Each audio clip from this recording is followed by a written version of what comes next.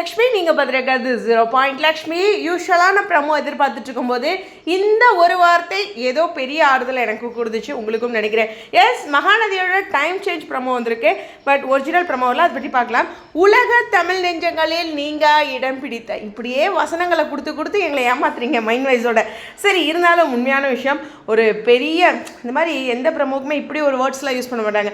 விக்காவுடைய power அப்படி. So அந்த ஒரு வார்த்தை தான். ஸோ 6 மணிக்கு டைம் சேஞ்ச், 6:30க்கு சிந்து பருவி டைம் சேஞ்ச் அப்படின்ட்டு இருக்கு. அஸ் யூஷுவல் 7 மணிக்கு நமக்கு முன்னாடி தெரிஞ்ச ஒரு விஷயந்தான், தாய்மாமன் 7 மணிக்கு வருது அப்படின்ட்டு. ஸோ ப்ரமோ வருமா வராதா அப்படின்னு கேட்டிங்கன்னா, ப்ரமோவோட பிக்சர் வந்து எடிட்டர் கொடுத்துட்டாரு.